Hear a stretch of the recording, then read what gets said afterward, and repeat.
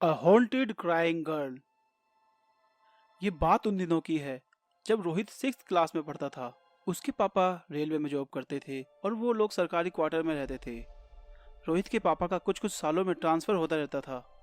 इस बार उनका ट्रांसफ़र दिल्ली के कालिंदी कुंज में हो गया। रोहित का एडमिशन भी पास के ही प्राइवेट स्कूल में हो गया। वैसे तो स्कूल से घर का रास्ता लगभग 1 किलोमीटर का था, पर पटरी के रास्ते से मुश्किल से 500 से 600 मीटर ही लगते थे।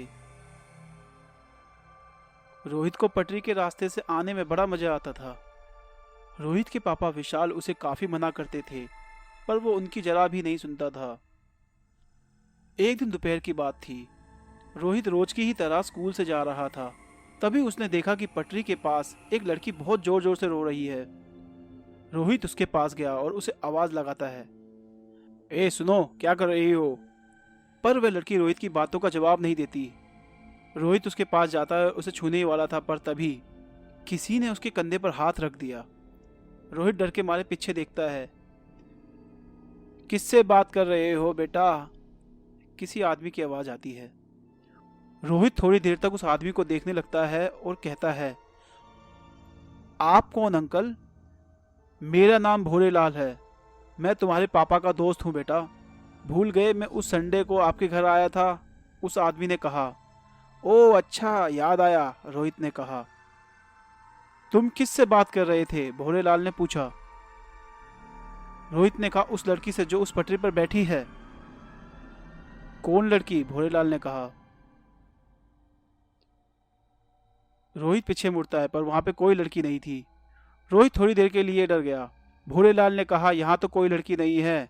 लग रहा है स्कूल में ज्यादा पढ़ाई हो रही है। भोलेलाल जोर से हंसा और कहा, चलो मैं तुम्हें तुम्हारे घर छोड़ देता हूँ। रोहित उनके साथ घर चला गया। उस रात उसे नींद नहीं आई और वह उस घटना के बारे में सोचता रहा। अगले दिन रोहित फिर उस जगह पर गया, पर उसे कोई भी दिखाई नहीं दिया। कई दिन हो गए, पर वो लड़की नजर नहीं आई। इस बात को 1 साल हो चुका था। रोहित अब भी घर जाने के लिए पटरी का ही रास्ता चुनता था। तभी उसने देखा कि पटरी के सामने वही लड़की खड़ी हुई है और सुपरफास्ट एक्सप्रेस के आने का टाइम हो चुका था। रोहित उसे आवाज लगाता है, ए हटो, हटो वहां से। पर वो सुनने को तैयार ही नहीं थी। सुपरफास्ट एक्सप्रेस अपनी पूरी स्पीड में दौड़ते हुए आ रही थी।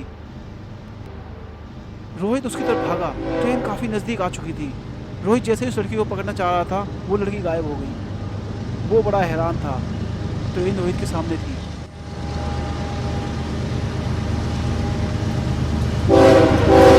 रोहित को उसकी बहुत नजर आ रही थी। अचानक से रोहित का किसी ने हाथ पकड़ा और उसे पटरी से हटा दिया। रोहित अभी भी बेसुध होकर खड़ा हुआ था। ट्रेन को सामने से गुजरे हुए 5 मिनट हो चुके थे। भोलेलाल अंकल ने उसे जोर से हिलाते हुए कहा, तुम ठीक तो हो ना बेटा? रोहित की चेतना वापस आ चुकी थी। उसने कहा कि मेरी तबीयत ठीक नहीं है।